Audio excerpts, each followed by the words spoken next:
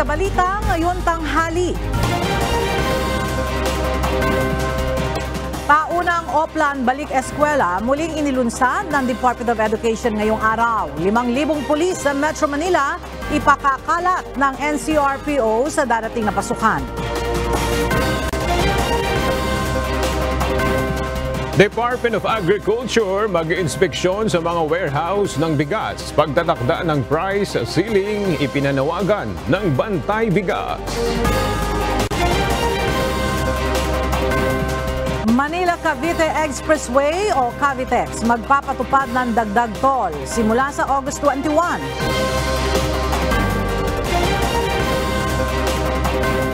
Warrantless arrest laban sa vote buying. Ipatutupad na ng Commission on Elections sa darating na barangay at sangguniang kabataan elections. Mga nasawi dahil sa pagbaha at landslide sa India umabot na sa 58.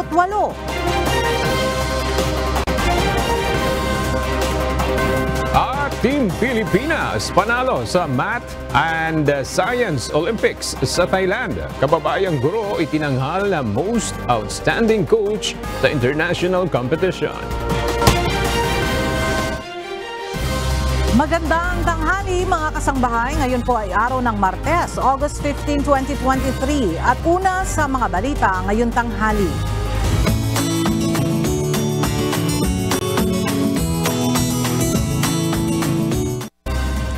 Hindi tinututulan ni Pangulong Ferdinand Marcos Jr. ang planong muling ibalik sa buwan ng Hunyo ang pagbubukas ng klase. Gayunman, kailangan anyang matiyak na mas makabubuti ito sa kapakanan ng estudyante at guro. Narito ang ulat ni Bernard Dadies. Kailangang pag-aralang mabuti ang planong ibalik sa dati ang school calendar. Ayon kay Pangulong Ferdinand Marcos Jr., dapat maisama bilang konsiderasyon dito ang climate change. Sinabi ng Pangulo na mahalaga na maisaalang-alang ang kapakanan ng kapwa-estudyante at guro. Dahil sa schedule ngayon, napakainit at pati yung mga bata hili-himatay na. Titignan lang talaga natin kung ano yung pinakamaganda, both for the kids, especially for the children, at saka sa mga teacher, at saka sa mga administrative non-teaching staff. Dahil kailangan papapasukin natin sila, mainit na masyado, baka hindi na kayang gawin ang trabaho nila magkasakit na. Samantala, batid ng Pangulo ang pangangailangang maisaayos ang kurikulum ng bansa upang maiakma sa pangangailangan ng mga Pilipinong estudyante. Kasama na rin includes all our efforts na para pagandahin ang mga international scope natin, especially when it comes to STEM at ang tinatawag na STEM subjects. Also, binibigyan natin ng pagkakataon yung mga after 10th grade na mamili kung sila ay mag-vocational, mag-technical training o itutuloy nila. Kamakailan inilunsad ng DepEd ang matatag curriculum na layong i-decongest ang kasalukuyang K-12 curriculum. Sa ilalim ng revised K-10, binawasan ang bilang ng competencies kung saan mas nakatutok ngayon sa literacy, numeracy at socio-emotional skills para sa kindergarten hanggang grade 3. Ayon kay BP Sara Duterte na siya ring kalihim ng edukasyon, sinusolusyonan nito ang mga problemang nakita sa lumang curriculum. Lahat po nung nakita na problema ng mga international and local education experts natin, in-address po namin dito sa bagong K-10 program. Una na dito yung napakaraming learning competencies. So from approximately 11,000, napababa natin to 3,000 ang mga learning competencies. Inatasan naman ni Pangulong Marcos ang DepEd na pag-aralan ang pagtataas sa sahod ng mga guro bukod sa wage hike na tinatanggap ng public school teachers sa ilalim ng Salary Standardization Law. Ayon naman kay BP Sara, hinihintay na lamang nila ang resulta ng pag-aaral. Bernard Dadies, UNTV News and Rescue. Diyos ang aming sandigan. Serbisyo publiko ang aming pinahalagahan. Muling inilunsad ngayong araw ng Department of Education ang taunang Oplan Balik Eskwela o OBE para sa nalalapit na pagbubukas ng school year 2023 to 2024. Sa pagtaya ng DepEd, posibleng umabot sa 28 million ang target enrollees ngayong taon mula sa mahigit 40,000 mga public schools sa buong bansa. Para sa karagdagang detalye, makibalita tayo kay Bernadette Tinoy live. Bernadette, ano-anong mga paghahanda yung ginagawa ngayon ng DepEd para sa nalalapit na pasukan? Aga ilang linggo na nga lang ay magbabalik sa eskwela ng mga estudyante at kasama sa paghahanda ng DepEd ay ang close collaborations nito sa mga stakeholders, iba't ibang ahensya ng gobyerno na tutulong sa ahensya para sa implementasyon ng balik eskwela. Inaasahan ng Department of Education o DepEd na mahihigitan nito ang bilang ng mga enrollees sa school year 2023 to 2024. Target ng ahensya ang 28 million students sa 47,000 pampublikong paaralan sa buong bansa. Dahil nasa learning recovery pa rin ang estadong edukasyon, aminado rin ang kagawaran na marami pa ring hamon ang kinakaharap nila sa ngayon. Kaya't katuwang iba't ibang ahensya ng gobyerno, layo ng DepEd na matugunan na agad ang mga pangunahing kakailanganin ng mga estudyante. Ang Department of Health o DOH sinabi na bagamat na-lift na sa bansa, ang public health emergency ay patuloy pa rin nilang inirerekomenda ang paggamit ng face mask sa mga guro at estudyante sa loob at labas ng paaralan. Habang ang Philippine National Police o PNP, siniguro na magpapatupad ito ng mga hakbang upang masiguro ang kaligtasan sa pagbabalik sa eskwela, magiging ang pagtugon sa inaasahang trapiko sa August 29. Aga ayon pa sa DepEd, tutulong din ng Department of Transportation o DOTR para nga hindi nga lumala ang inaasahang traffic sa pasukan. Inihahanda na rin ng ahensya ang mga kalsadang daraanan ng mga pampublikong sasakyan at school services kasunod nga ng implementasyon ng Oplan Balik Eskwela. At yan muna ang latest mula dito sa Quezon City. Balik sa iyo, Aga. Maraming salamat, Bernadette Tinoy. Magdi-deploy ng nasa 5,000 mga pulis ang National Capital Region Police Office o NCRPO para sa darating na August 29. Ito'y para magbigay ng seguridad sa muling pagsisimula ng klase para sa school year 2023 to 2024. Ayon sa NCRPO, sa ngayon ay nakikipag-ugnayan na sila sa DepEd para sa mga lugar kung saan isi-set up ang nasa 600 Police Assistance Desk na ipopwesto malapit sa harap ng mga eskwelahan. Sa datos ng DepEd, tinatayang mayroong mahigit 1,000 at 200 mga paaralan ang magbubukas ng klase sa darating na August 29. Prioridad ng Department of Education ang pagpapaayos ng mga silid-aralan na nasira bunsod ng mga nagdaang bagyo. Gayunman, pahihintulutan ng kagawaran na magpatupad ng alternatibong paraan ang mga eskwelahan na hindi pa matatapos ang pagre-repair pagsapit ng August 29 school opening. Narito ang report ni Bernadette Tinoy. Papayagan ng Department of Education na magpatupad ng blended learning ang mga nasirang paaralan bunsod ng mga nagdaang bagyo. Ayon kay Vice President and DepEd Secretary Sara Duterte, mas mainam na ito kaysa maantala ang pag-aaral ng mga bata, partikular sa mga lugar na napuruhan ng nakalipas na bagyo. Ang mga paaralan sa may Northern Luzon, Calabarzon, Mimaropa, maging ang ilang lugar sa Bicol at Eastern Visayas. Yes, yung mga tinamaan po ng Bagyong Egay, sila po yung priority natin sa budget natin for repairs this year. Pero kung hindi po umabot yung repairs nila by opening ng August 29, ay immediately po i-implement ng ating mga paaralan yung blended learning program natin. Dahil wala na pong learning disruption. Siniguro naman ni Pangulong Ferdinand Marcos Jr. na pagtutulungan ng pamahalaan ang pagsasaayos ng mga classroom na napinsala ng mga bagyo. So far, basta kung ano yung kaya natin going together pa with, kasama pa yung ating mga LGU, ay ginagawa lahat para maayos natin yung mga nasira.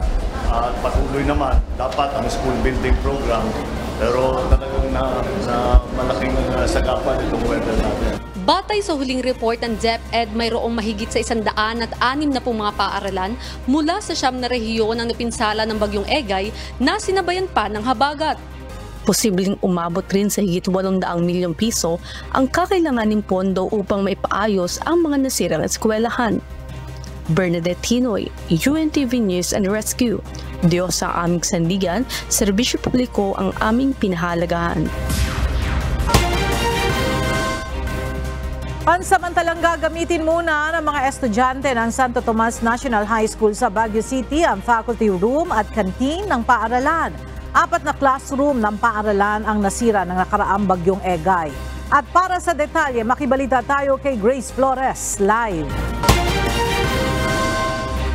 Grace, hindi ba kakayanin na may saayos ang mga nasirang classroom bago ang muling pagbubukas ng klase sa August 29? Ella, matindi ang pinsalang iniwan ng nagdaang typhoon o super typhoon Egay dito sa Santo Tomas National High School. Kaya naman yung ilang mga classrooms ay hindi talaga aabot sa class opening sa August 29. Bunso dito dahil nga binabaha yung ilang mga classrooms dito sa building na ito kung saan kami nakatayo. Ella, ay hindi aabot dahil nga malaki talaga ang pinsalang iniwan ng bagyong Egay. Ayon kay School Principal Felto Agpawa ng Santo Tomas National High School, aabot sa humigit kumulang 2 milyong pisong halaga ang pinsala ng nagdaang Super Typhoon Egay sa Santo Tomas National High School. Dahil sa naipong tubig ulan sa 4th floor, binaha din ang mga nasa 3rd floor na mga classroom. Lahat-lahat dito mga 7 4 classrooms talagang ito, katulad nito, severe yung damage or malala talaga, samantalang yung iba parang lang, pwede pa namang ma-repair. Ang mga upuan, patuloy ang kanilang pagpapatayo matapos mabasa. Dahil dito, ayon kay School Principal Agpawa, ang magsasakripisyo muna ang ilang mga guro dahil gagamitin pansamantala ang faculty rooms para doon muna magklase ang mga apektadong mag-aaral sa class opening sa August 29, habang ang ilang mag-aaral ay sa kantin muna. That's why for this coming school year, then the teachers should sacrifice to be a little bit compact in a one classroom muna, faculty room, so that we could give way and prioritize accommodating the students come August 29. Ayon naman kay Mayor Benjamin Magalong, magpapadala na rin sila ng mga tauhan ng Public Order and Safety Division ng lungsod para tumulong sa Brigada Eskwela para maalis ang mga debris at malagyan ng tolda o bubong ang naturang school building upang kapag umulan ay hindi maipon ang tubig na nagiging dahilan ng pagbaha sa mga classrooms sa 3rd floor. Yun ang tinututukan natin ngayon. We're putting in more resources. Pinag-uusap na kami sa local school board na yung funding pag-uusapan namin para dalhin namin doon para mapaayos kagad yung mga classrooms na nasira doon, including sa ibang lugar natin. Pero ang pinakagrabing distraction is yung doon sa Santo Tomas. Ella, sa ngayon nga ay kasama din natin ang school principal dito sa Santo Tomas National High School para bigyan pa tayo ng ibang detalye. Nandito po si Sir Felto Agpawa. Sir, kumusta po ang paghahanda po natin para sa pagbubukas ng ating klase sa August 29? Ano po ba yung pangunahing problema po natin ngayon? Yung ating pangunahing problema ay ito ating classroom na dati-dati maayos ito, kaso nga lang nung nagdaang Typhoon Egay nasira itong 7 classrooms, particularly 4 na classroom ang hindi talaga pwedeng gamitin. Ito ang kailangan nating i-relocate sa ating dati school canteen, at saka yung mga classrooms na ino-occupy bilang faculty room ay siya po nagagamitin bilang gamitan ng estudyante sa August 29 pagbubukas ng klase. Sa ngayon po, kumusta po ang paghahanda natin sa Brigada Eskwela din? Kumusta po ang pagtulong ng mga stakeholders po? Okay, ang aming launching, ang aming kick-off is nagsimula kahapon. Pero noon pa man, may mga tumutulong ng mga stakeholders, actually mga parents, PTA, sa pamangunguna ng mga teachers natin ay medyo inaayos na natin itong mga classrooms na gagamitin. Particularly yung aming ICT rooms at mga laboratory rooms ay inayos na rin. Pinatuyo yung mga gamit. Samantalang kahapon sa aming kick-off, may mga tumulong na rin ng mga parents at mga members ng local government ng aming barangay. And then sila na po ang umayos ng aming mga ibang pintuan, ng aming gate, ng aming school grounds para at least makita natin na malinis na ang ating eskwelahan. Yun nga lang, sa kinatatayo nating classroom ngayon, liban sa paglilinis at pagkukuha ng mga debris na nagkalat dito, delikadong ayusin itong mga ibang parte ng classroom na nasira.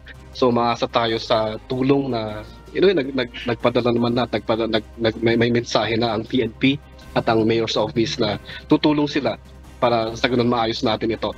Delikado na kasing galawin ito ng mga parents at mga teachers at mga estudyante natin. Masyadong delikado po. Kaya kailangan expert o kaya yung may alam talaga kung paano galawin at ayusin ang mga bagay na ito.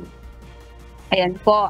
Ella, yan po ang information dito sa detalye pa na kakailanganin sa mga gustong tumulong sa ating mga kababayan dito sa Baguio City ay makipag-ugnayan lang sa pamunuan ng Santo Tomas National High School. Yan muna ang balita. Balik sa'yo, Ella.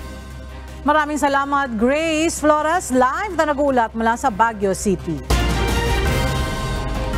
Pumagitna na ang Department of the Interior and Local Government sa tensyong namamagitan sa Taguig at Makati City. Ayon sa DILG, dapat unahin ng dalawang lungsod ang kapakanan ng mga apektadong estudyante. Narito ang report ni Alan Manansala.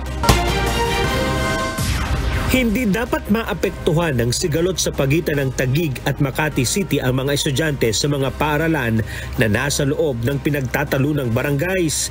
Ayon kay Interior and Local Government Secretary Benhur Abalos, makakabuti para sa mga mag-aaral na isantabi muna ng dalawang lungsod ang anumang sigalot, ang unahin ang kapakanan ng mga bata, lalo at magbubukas na muli ang klase. Importante sa ngayon, yung mga bata, makapag-enroll, makapag-aral, etc. Kung sino may-ari, sino mag-reimburse, mag-usap na lang sila on the sides about that. No? Okay. I think sa health, ganun din ang gagawin nila. With the DOH, ganun din, mag-uusap din sila about that and other services. Sang-ayon naman dito si Taguig City Mayor Lani Cayetano. Siguro po malinaw na kapag ang pinag-usapan ay kapakanan ng mga bata, hindi ko dapat nasasakripisyo yun. Kung meron po silang legal position na ang sinasabi nila pag-aari nila yung mga eskwelahan, hindi pa yun po pwedeng isasantabi natin para sa anong ibig mong sabihin dahil ini-insist mo yan, anong mangyayari? Itutuloy mo yung plano mo, ipasarado yung mga schools? I think that's not fair. Ayon naman kay Makati City Administrator Claro Certeza, handa pa rin naman nilang tulungan ang mga mag-aaral sa mga pampublikong paaralan sakop ng EMBO kahit na ilipat na ang mga barangay na ito sa jurisdiksyon ng Taguig. Gayunman, tinanggihan umano ito ng Taguig at sinabihan silang itigil na ang pamamahagi ng school supplies, uniforms at iba pa. Alan Manansala, UNTV News and Rescue. Diyos ang aming sandigan, serbisyo publiko ang aming pinahahalagahan. Inilunsad kahapon ng Malacanang ang bagong kampanya ng pamahalaan na layong labanan ang pagkalat ng mga maling impormasyon o fake news. Mismong si Pangulong Ferdinand Marcos Jr. ang nanguna sa paglagda sa kasunduan para sa proyektong ito. Narito ang report ni Nel Maribuho. Nais ng kasalukuyang administrasyon na matigil na ang pagkalat ng mga maling impormasyon o fake news at sa pamamagitan ng Media and Information Literacy Project, umaasa ang pamahalaan na maisa sa katuparan ito. Kahapon sinaksihan ni Pangulong Ferdinand Marcos Jr. ang paglagda sa Memorandum of Understanding o MOU sa pagitan ng Department of Education, Commission on Higher Education, Department of the Interior and Local Government, Department of Social Welfare and Development at Presidential Communications Office para sa paglulunsad ng Media and Information Literacy o MIL campaign. Layon ng Media and Information Literacy Campaign na ito na labanan ng pagkalat ng maling impormasyon o fake news. Ayon kay Pangulong Marcos, mahalagang pagtuunan ng pansin dito ang mga kabataan at mabigyan ng kaukulang kasangkapan upang matukoy ang totoong impormasyon na kanilang nababasa sa internet. We also direct our attention to young people because they are the most involved. They are the ones who consider being online, working on the internet as part of their life. It's like breathing to young people. But we must give them the tools to be able to look and see what are these things that we are reading. Totoo ba ito?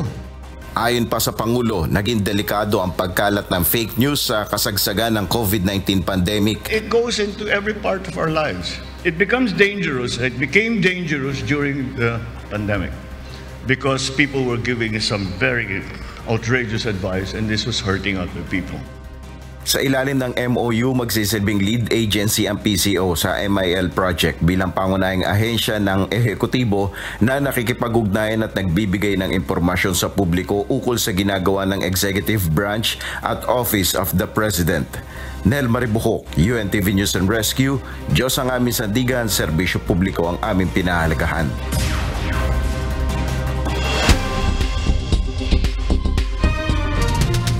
Roundup Balita. Mag-iinspeksyon ang Department of Agriculture sa mga warehouse ng bigas upang alamin kung may nangyayaring hoarding sa supply ng bigas. Ayon kay Agriculture spokesperson Rex Estoperez, bibisitahin nila ang mga bodega ng bigas upang malaman kung totoong may manipulasyong nangyayari kaya't masyadong mataas ang presyo ng bigas. Nauna nang inianunsyo ni Agriculture Senior Undersecretary Domingo Panganiban na plano ng pamahalaan na mag-angkat ng nasa 300,000 hanggang 500,000 metric tons ng bigas mula sa Vietnam at India. Sa ngayon, umaabot na sa 46 hanggang 50 pesos per kilo ang presyo ng bigas sa merkado. Hinihikayat ng grupong Bantay Bigas si Pangulong Ferdinand Marcos Jr. na maglagay ng price ceiling sa bigas. Ito ay kasunod ng patuloy na pagtaas ng presyo ng bigas sa merkado. Ayon sa tagapagsalita ng grupo na si Cathy Estabillo, mayroong nagmamanipula sa presyo ng bigas kaya pumalo na sa 10 piso kada kilo ang itinaas nito. Hindi naman ito sinang-ayunan ng Department of Agriculture. Tutol rin sa panukala si Rosendo So ng Samahan ng Industriya at Agrikultura o SINAG dahil mayroon namang sapat na supply ng bigas sa bansa. Magpapatupad ng toll hike ang Manila-Cavite Expressway o Cavitex na magsisimula sa August 21. Ito'y matapos na aprobahan ng Toll Regulatory Board ang paniningil ng dagdag toll sa naturang expressway. Para sa mga motoristang dadaan ng Parañaque Toll Plaza, magiging 35 pesos na ang babayarang toll ng mga Class 1 vehicle, 70 pesos sa Class 2 at 104 pesos kung Class 3 ang sasakyan. Samantala, para naman sa mga dadaan ng Kawit Toll Plaza, magiging 73 pesos na ang bayad sa toll ng Class 1 vehicles, 146 pesos sa Class 2 at 216 pesos naman kung Class 3 ang sasakyan. Sa isang pahayag, sinabi ng Cavitex Infrastructure Corporation na pinapayagan ang toll hike tuwing ikatlong taon na maaaring umabot mula 2 piso hanggang 25 pesos. Hinihintay na lang ng Land Transportation Franchising and Regulatory Board na mai-release ng Department of Budget and Management ang pondong gagamitin para sa ipamamahaging fuel subsidy sa mga driver na mga pampublikong sasakyan. Ayon sa LTFRB, aabot sa nasa 2.9 billion pesos ang budget na inilaan ng pamahalaan para sa fuel subsidy na target na maibigay bago matapos ang Agosto. Kaugnay nito, binabalangkas na rin ng LTFRB ang magiging guidelines para sa distribusyon ng subsidiya sa mga PUV driver at operators. Samantala, sa isang panayam, sinabi naman ni LTFRB Chairman Teofilo Guadis III na hindi nila inaprubahan ang hirit na surge fare na mga transport group dahil masyadong magiging pahirap ito para sa mga commuter. Inihayag ng National Security Council na naghahanda na ang pamahalaan ng Pilipinas sa panibagong schedule ng resupply mission sa Ayungin Shoal. Ito'y sa gitna pa rin ng hindi humuhupang tensyon sa pagitan ng China at Pilipinas dahil sa pinag-aagawang teritoryo sa West Philippine Sea. Ayon kay NSC spokesperson Jonathan Malaya, nananatiling committed ang gobyerno na ihatid ang kinakailangang supply sa mga sundalo na kahimpil sa BRP Sierra Madre na nagbabantay sa Ayungin Shoal. Nauna nang naghain ng panibagong diplomatic protest ang pamahalaan ng Pilipinas laban sa China upang kondinahin ang ginawang panghaharang at pangbobomba ng water cannon ng Chinese Coast Guard sa mga bangka ng Pilipinas na nagsasagawa ng resupply mission sa May Ayungin Shoal noong August 5. Muling bibiyahe ngayong araw si Department of National Defense Secretary Gilbert Teodoro kasama ang mga opisyal ng Armed Forces of the Philippines para bisitahin ang dalawang Enhanced Defense Cooperation Agreement o EDCA sites. Mula sa Isabela, makibalita tayo. Kay Alan Manansala, live. Alan, saan itong dalawang EDCA sites na bibisitahin ngayon ng Defense Secretary at ano ba yung layon ng kanilang pagpunta dyan?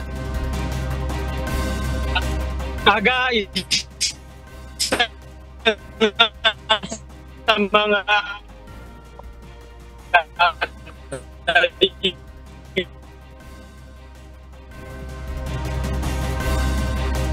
ating pong babalikan ang ulat na yan ni Alan Manansala.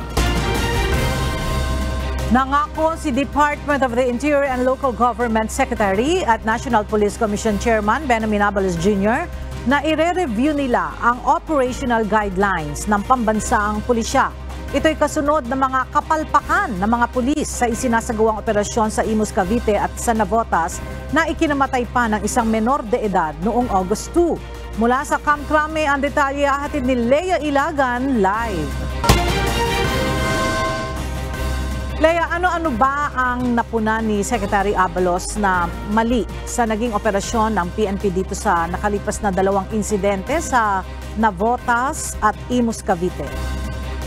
Magandang tanghali sa iyo, Ella. Hindi lamang nga itong si DIL Secretary Benjamin Abalos Jr. ang nakapansin na mga paglabag ng pulis sa operasyon sa Imus, Cavite at sa Navotas noong August 2. Maging si IAS Inspector General Attorney Alfigar Triambulo ay napansin ang paglabag ng mga pulis sa kanilang operational procedure o yung tinatawag na POP.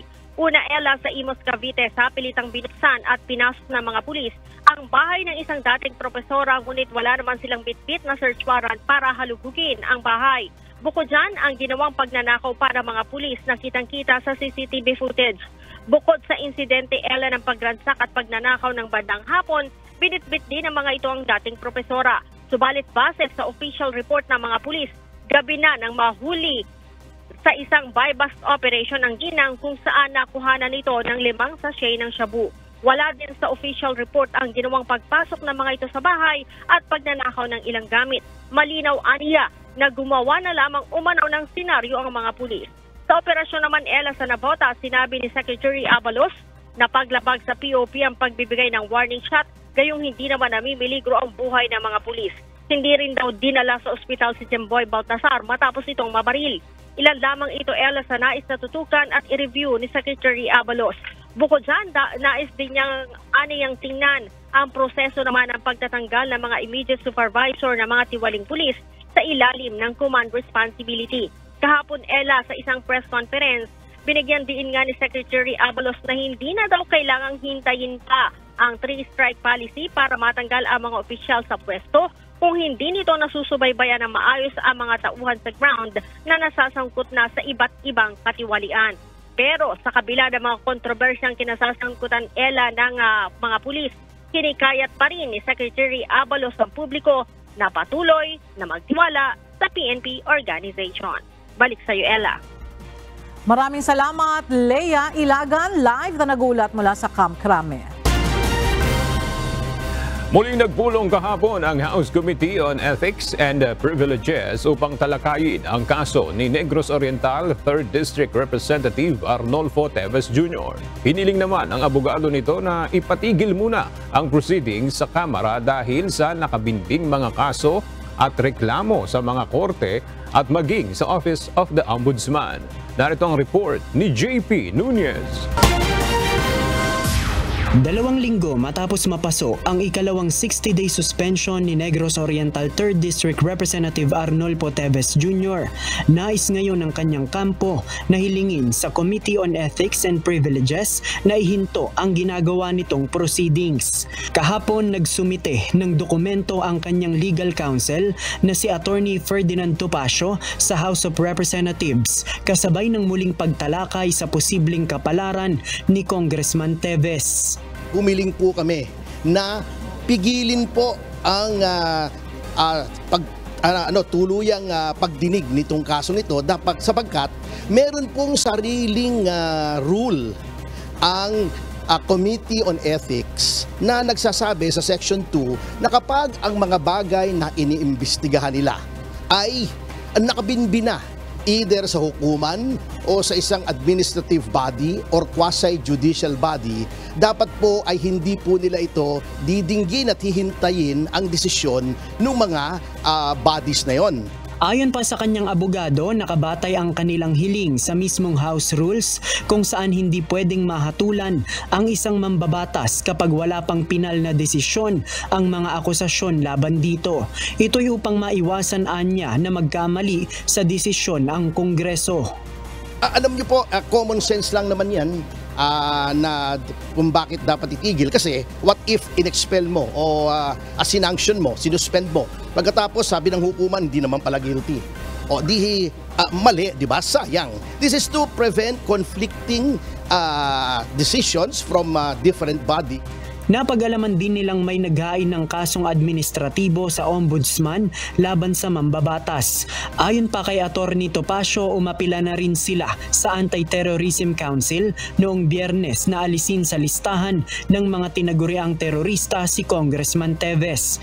Giit ng abogado, wala naman umanong ebidensya o anumang ginawa ang mambabatas na maihahalin tulad sa aktibidad ng mga terorista.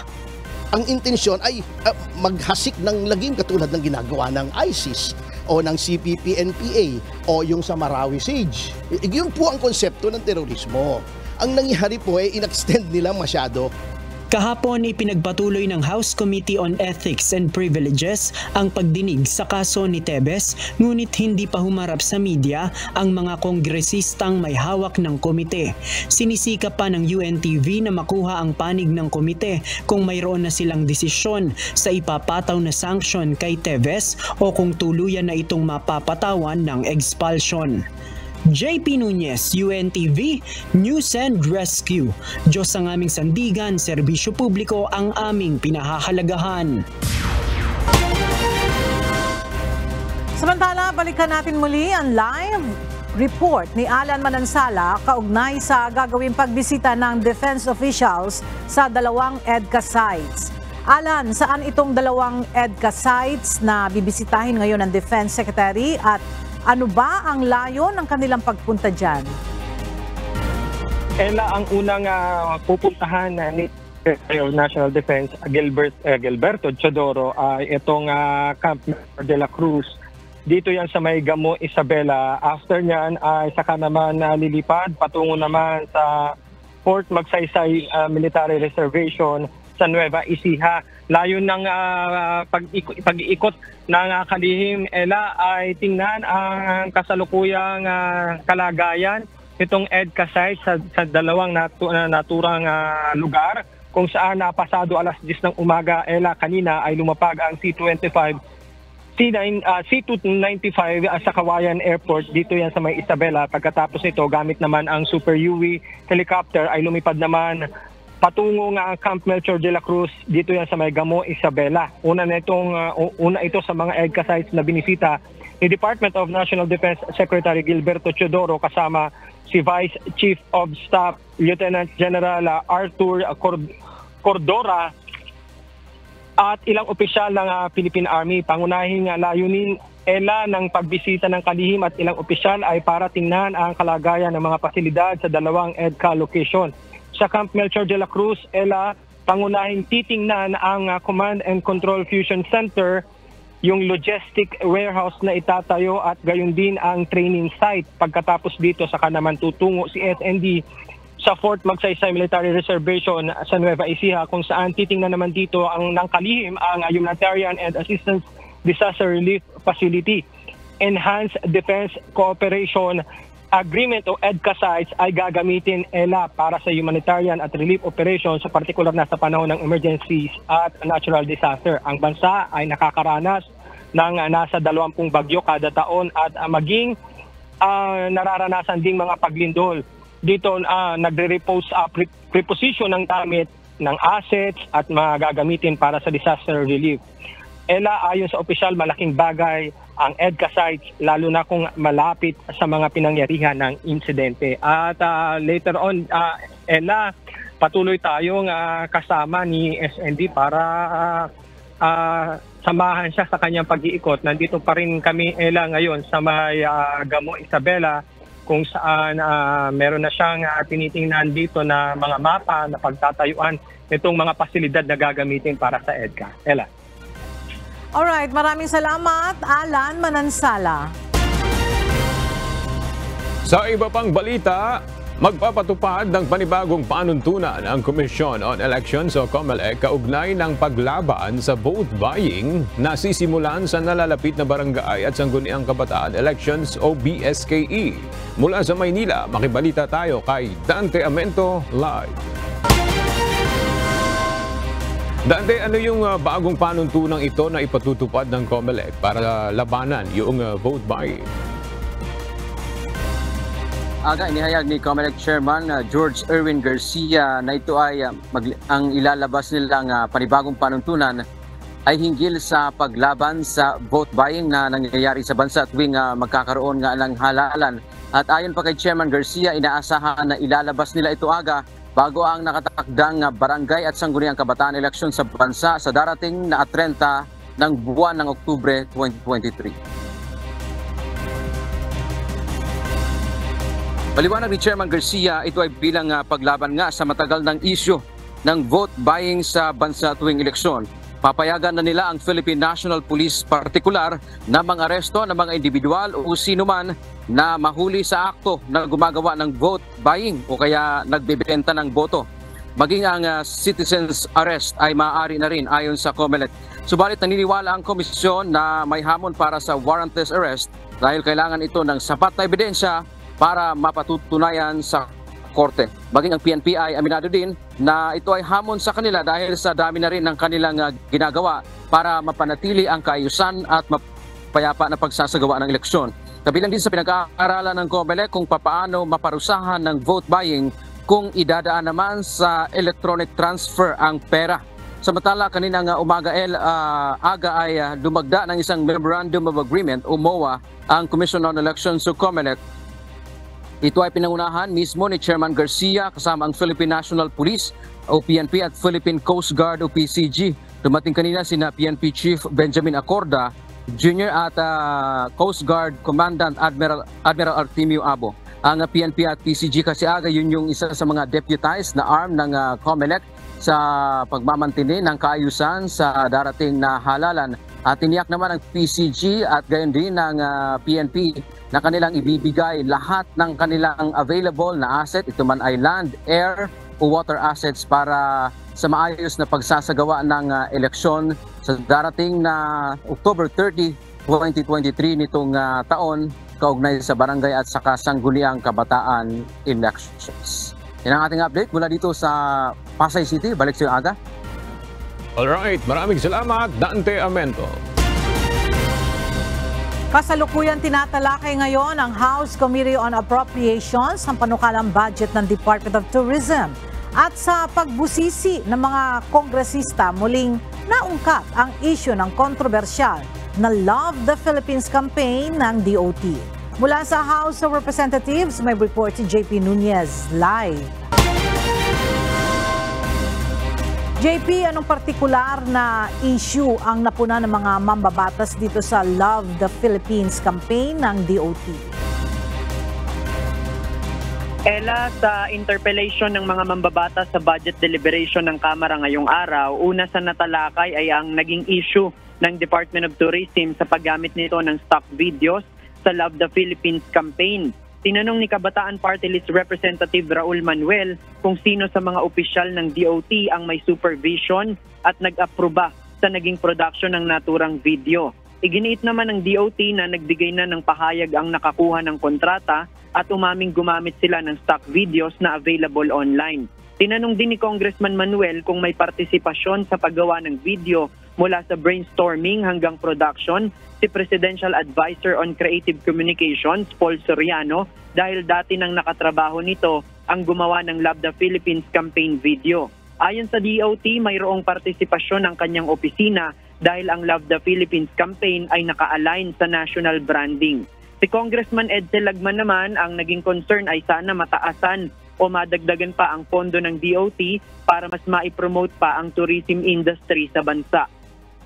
Sa 2024 proposed national budget, nabawasan ng 20% ang alokasyon ng DOT mula sa 3.7 billion pesos sa 2023, 2.99 billion pesos na lang ito sa susunod na taon o sa 2024. Si House Deputy Minority Leader at Bagong Henerasyon Party List Representative Bernadette Herrera naman, ang naging concern ay mga bakanting posisyon sa ahensya. Ayon sa DOT, mayroon pang nasa higit 200 mga posisyon ang bakante ngayon sa ahensya. Ang concern ng mambabatas, kailangan pang makabangon ng tourism industry sa bansa dahil mababa pa ang bilang ng mga turista kumpara noong pre-pandemic level. Kaya naman mahalaga na mapunan ang mga bakanting posisyon upang mas maayos na makapag-function ang ahensya.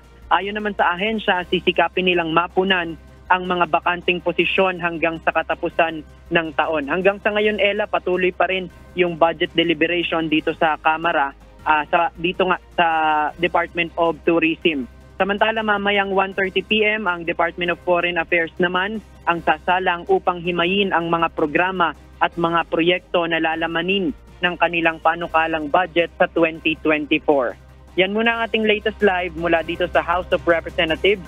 Balik sa iyo, Ella. Maraming salamat, JP Nunez. Nalagay sa bingit ng kamatayan ang isang motorcycle rider nang siya ay maaksidente noon sa EDSA. Kaya naman, laking pasasalamat niya sa mga taong sumaklolo at tumulong sa kanya para sa anyay pangalawang buhay na bigay sa kanya. Atin pong balikan ang kwento ng motorcycle rider na nirespondihan ng UNTV News and Rescue.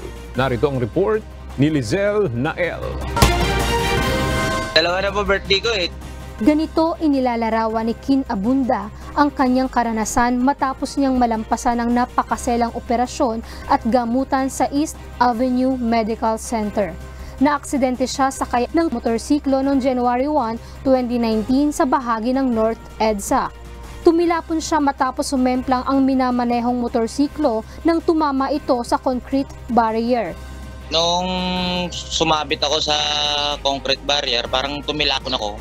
Sumabit ako doon sa CP holder ko, yung dibdib ko yun po. Tapos po nagising ako, nawalan po kasi ako ng malay.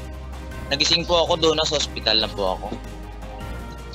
Tapos sinabi na lang po ng mga doktor sa akin na taga UNTV po yung na-rescue sa akin. Biglang may nag-inform sa amin na mayroon daw aksidente na nangyari sa may tapat ng SM North. Within mga 5 minutes lang kasi napakalapit lang naman po ng istasyon. Dumating agad yung responde natin na ambulance. Dahil sa laki ng mga sugat na tinamo nito, kaagad din itong dinala sa East Avenue Medical Center. Nalagyan po ako ng bakal po dito po sa kaliwang braso ko. Mula dito hanggang dito po, dito. Na ano po kasi natuklap po yung balat.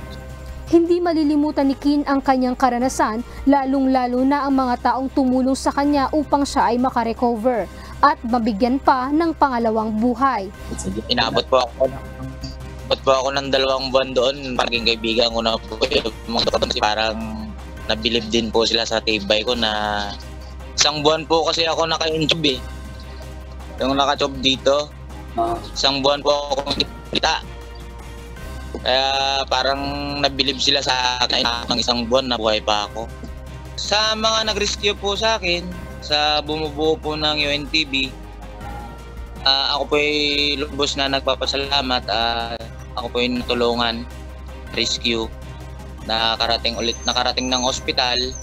Maraming salamat po sa inyo. Hindi ko na po kayo napasalamatan dahil po nga wala po akong malay. Tapos hindi ko rin po kilala kasi yung mga pangalan niya.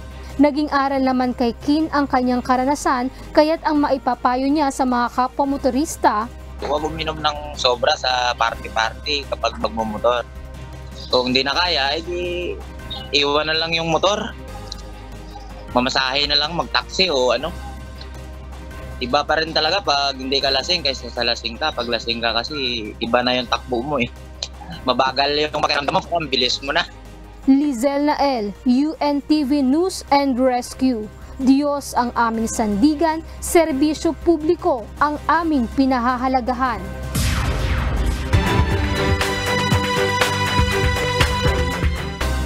Tatlong buwan na ang kakaunti ang stock ng palay sa mga bodega ng National Food Authority sa Central Luzon. Ayon sa NFA, dahil sa mahal ang presyo ng palay sa ngayon, wala ng mga magsasaka ang nagbebenta sa kanila dahil mas mataas ang alok na presyo ng mga trader. Mula sa Malolos, Bulacan, makibalita tayo kay Nestor Torres live. Nestor, bakit mahal ang presyo ng palay sa ngayon? Ella, sa ngayon ay dahil nga ito sa law of supply and demand at mataas din kasi ang presyo ng binebenta ng mga magsasaka ng palay na nagkakahalaga ito ng 30 pesos sa National Food Authority dito sa gitnang Luzon. Ayon kay Paulo Cruz, head ng National Food Authority sa probinsya ng Bataan, Zambales at Pampanga, 3 buwan na rin sila ngayon na hindi kumukuha ng palay sa mga magsasaka sa Central Luzon. Kung bibili man sila ng palay ay kung ibebenta ito sa kanila sa halagang 19 pesos kada kilo. Anya, hanggang 19 pesos lang kasi ang budget ng NFA para sa presyo ng palay, batay ito anya sa presyo ng NFA Council. Anya, ngayon lang din naman ito nila naranasan na hindi kumuha ng maraming palay dahil marami din naman ng mga magsasaka ngayon ang hindi pa rin umaani. Nagbabaka sakali naman ang NFA, pagpasok ng buwan ng Setyembre hanggang Oktubre ay babalik na sa normal ang presyo ng palay at ibebenta na ito sa halagang 19 pesos sa NFA. Malaking tulong nila kung ibenta ito sa kanila ng mura dahil ibinebenta naman nila ito sa local government unit na bigas sa bababang presyo na nasa halagang 25 pesos para magamit sa mga relief goods, lalo na sa mga lugar na under state of calamity gaya ng Bulacan at Pampanga. Bukod dito, sa ilalim ng one-time, one allowance ay nagbibigay naman din ng NFA ang murang halaga sa ilang mga provincial government sa Central Luzon. 25 kilos na bigas ang ibinibigay ng LGU sa mga empleyado ng gobyerno sa Bataan, Zambales at Pampanga. Sa ngayon, mataas ang presyo ng palay at nag-aalangan pa rin bumili ang NFA dahil limitado lang ang kanilang budget para bumili sa mataas na presyo ng palay. At yan mo tinitis live, balik sa iyo. Ella? Maraming salamat, Nestor Torres. Sumailalim sa 3 araw na training ng Department of Agriculture ang pili planters sa lalawigan ng Albay upang mas mapalakas pa ang produksyon ng pharmaceutical products na nakukuha sa dagta ng puno ng pili. Para sa detalye ng balitang yan, ihatid sa atin ni Jerry Galicia live. Jerry, saan-saan ba ang pharmaceutical products na gagamit ang dagta ng puno ng pili? Yes, Ella, kabilang sa malagang sangkap ang dagta o LME resins ng pili sa mga produktong pharmaceuticals gaya ng pabango, pangkulay, varnish at pamahid o ointment. Kaya malaking halaga para sa tulong para sa mga nag-aalaga ng pili tree sa probinsya ng Albay ang pinagkaloob sa kanilang pagsasanay ng Department of Agriculture upang lalong mapalakas pa nila ang produksyon na nakuha mula sa puno ng pili. Bukod sa kilalang mga produkto na pili nuts, may karagdagang kita pa ang mga pili planters sa ginawang pagsasanay sa pagkuha ng dagta o yung pili LME resins mula sa mga puno ng pili. 3 araw nga na sumailalim sa pili LME resin stopping ang nasa 100 pili planter sa Provincial Agriculture Compound sa Barangay Kabangang, Kamaligsa, Albay. Layo ng Provincial Agriculture na mapalakas pa ang produksyon ng naturang sangkap na nakukuha sa maraming tanim na puno ng pili sa lalawigan ng Albay. Ang pili LME resins o yung puting dagta na nanggagaling sa bark o balat ng puno ng pili kapag ito'y ginagamitan ng kutsilyo o itak. Mahalagang sangkap ang dagta o LME resins ng pili sa mga produktong pang-pharmaceuticals gaya ng pabango, pangkulay, varnish at mga pamahid o ointment. Sa taya ng Provincial Agriculture, nasa mahigit 2,000 hektarya ang taniman ng puno ng pili sa buong lalawigan ng Albay. Batay naman sa Bureau of Agricultural Statistics, ang Bicol Region ang may pinakamataas na produksyon ng pili LME resin sa buong bansa na umaabot sa 72% sa 6 na rehiyon na may mga tanim ng puno ng pili. Ang Southern Tagalog ay nakakapag-produce ng 9%, 18% ang Western at Eastern Visayas, 1% naman ang nalilika ng Southern Mindanao at Caraga Administrative Region. Yan ang balita mula sa Albay. Balik sa iyo, Ella. Maraming salamat, Jerry Galicia.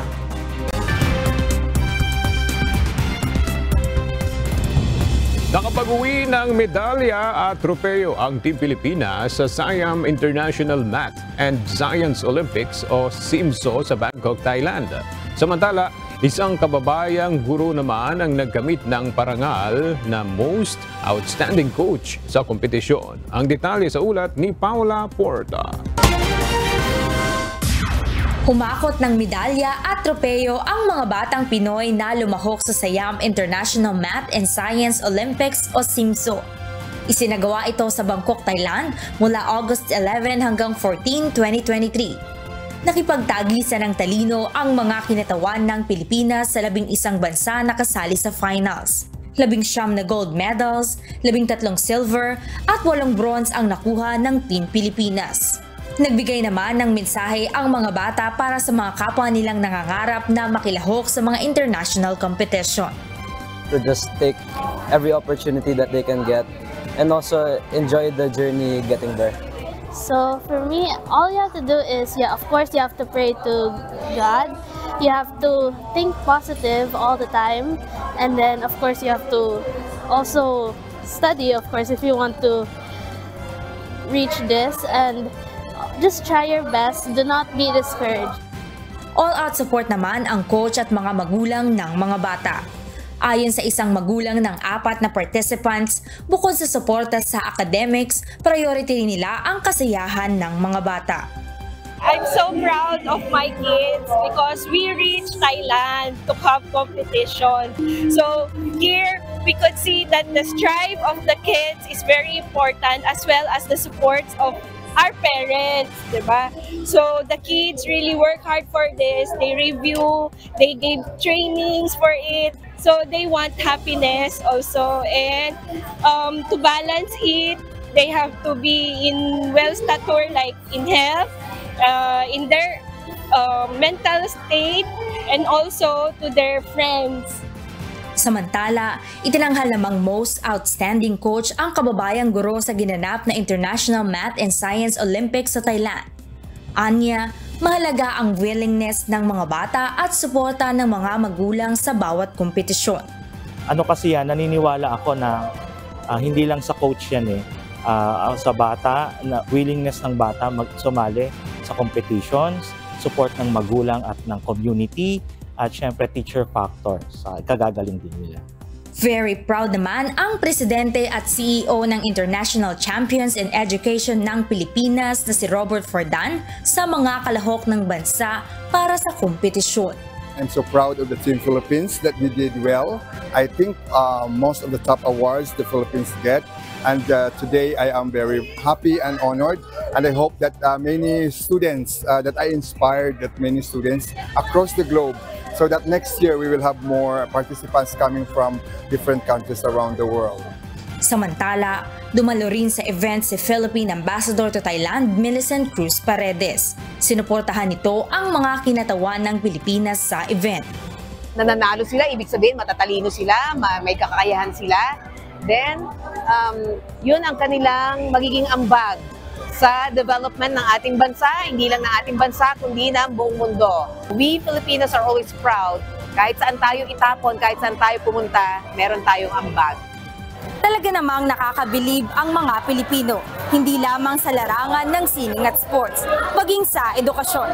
Gaya na lamang ng mga kabataang Pinoy na sa murang edad, hatid ay inspirasyon at karangalan para sa Pilipinas. Paula Porta, UNTV News and Rescue Thailand. Diyos ang aming sandigan, serbisyo publiko ang aming pinahalagahan.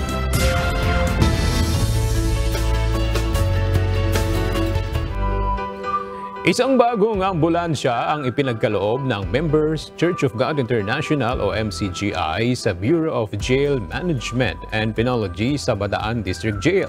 Ayon sa BJMP, malaki ang maitutulong nito sa kanilang Persons Deprived of Liberty o PDL. Narito ang report ni Nestor Torres.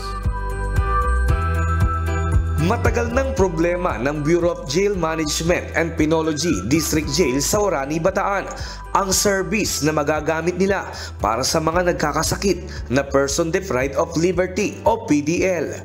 Dahil wala silang ambulansya, napipilitan silang isakay sa prisoner's van ang mga pasyenteng may sakit at emergency cases.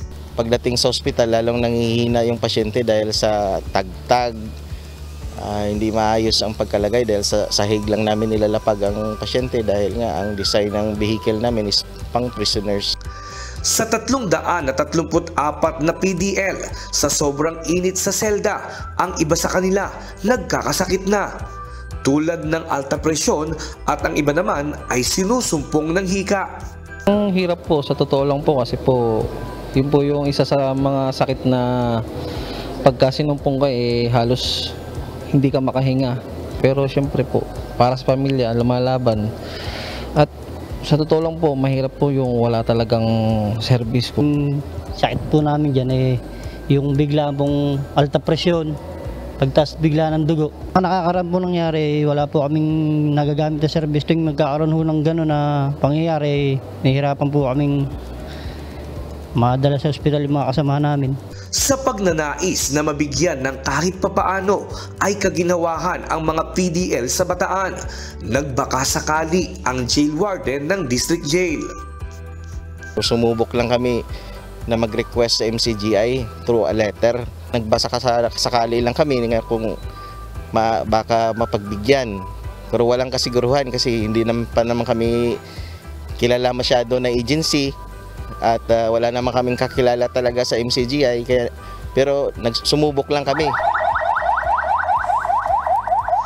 At kahapon, formal nang ipinagkaloob ng Members Church of God International ang tugon sa kanilang kahilingan na bagong ambulansya. Mayroon na rin ito na pangunahing kagamitan tulad ng wheeled stretcher, oxygen tank, pang-check up ng blood pressure at iba pang gamit sa basic life support. May kasama na rin itong fire extinguisher. Sa awa ng Diyos, sa grasya ng Diyos, ito na ang bigay ng MCGI sa amin, isang bagong ambulansya. Maraming salamat po MCGI at sa Panginoon natin. Malaking tulong talaga to, kompleto sa gamit, naka-aircon, brand new. Tuturuan pa yung drivers natin ng tamang pagmaneho ng isang ambulansya. Actually, ang nakaano sa akin kasi doon is naka-inspire lalo sa akin yung papaano nilang tignan yung kalagayan ng kanilang mga kasama. Inilalagay nila sa kalagayang hindi dispresyo yung tao. Bagkus, bagay na mabuting pag narinig ng isang nakakulong, hindi siya mawawalan agad ng ng lakas ng loob, kundi mas gaganahan siya na magpatuloy. Lalo nakakaranas siya ng mabuti, lalo yan narinig niya na ang MCGI ay nagkaloob ng ambulansya para magamit nila.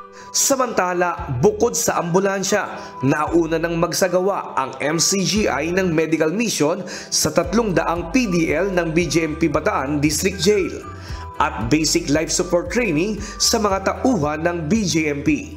Nestor Torres, UNTV News and Rescue. Diyos ang aming sandigan, serbisyo publiko ang aming pinahahalagahan.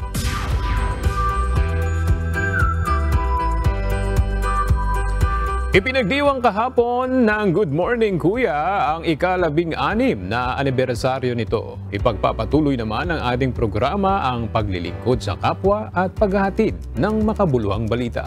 Narito ang report ni Rosa Licos.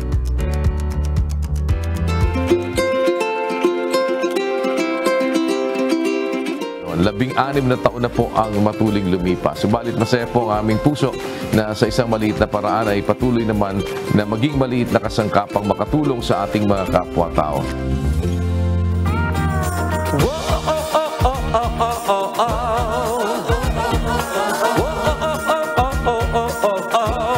Libreng klinik ni Kuya.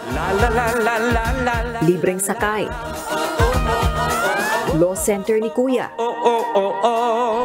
At nag-iisang tulong muna bago balita. Ilan lamang ito sa tatak ng Good Morning Kuya o kilala rin sa tawag na GMK. Good morning, Kuya! Good morning, Kuya! Good morning, Kuya!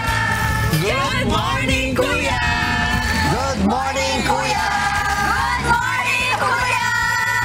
Good morning, Kuya! Morning, Kuya! Good morning! Lumipas man ang 16 na taon at nagkaroon ng mga pagbabago sa programa, hindi napapalitan ng advokasya nito ang makatulong sa kapwa, hindi lang sa Pilipinas, kundi maging sa labas ng bansa. At dahil sa hangaring makapaglingkod sa marami pang tao, tuloy-tuloy ang innovation sa serbisyo publiko ng GMK, katuwang ang Members Church of God International, gaya ng mas pinaigting at pinalakas na tulong muna bago balita. Mas pinalawak na free medical missions. Mobile optal and dental clinic sa Luzon, Visayas at Mindanao. Global feeding program. Free store. Potable water project at marami pang iba. Samantala, bilang pagdiriwang ng mahigit 1.5 dekada ng programa, iba't ibang public services din ang isinagawa. Namahagi ang GMK ng wheelchairs, canes o tungkod, at nebulizers sa ilang kababayan sa Quezon City at maging sa samahan ng mga taong may kapansanan sa San Miguel, Bulacan.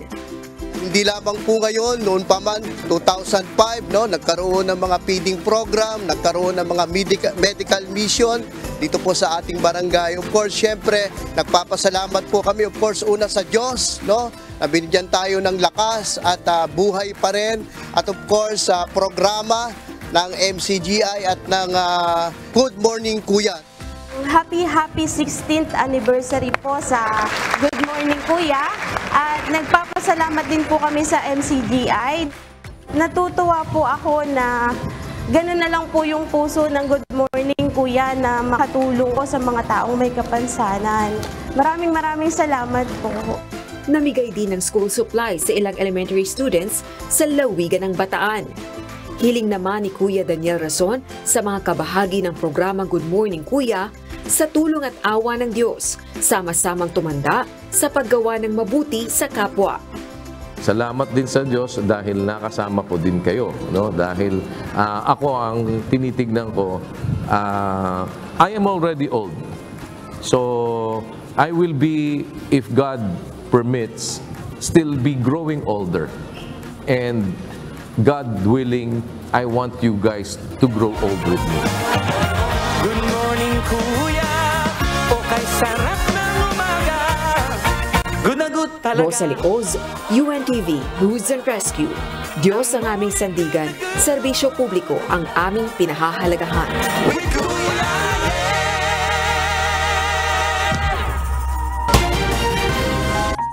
At sa ating pong iiwang mga salita ng Diyos na ating sandigan mula sa Aklat ng Roma, Kapitulo 2, versikulo 13 na nagsasabi, sapagkat hindi ang mga tagapakinig ng kautusan ang siyang mga ganap sa harapan ng Diyos, kundi ang nangagsisitalima sa kautusan ay aariing mga ganap.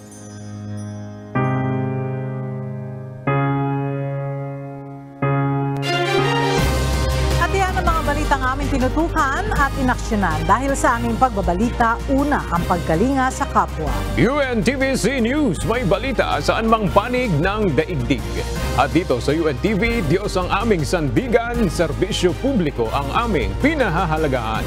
Magandang tanghali.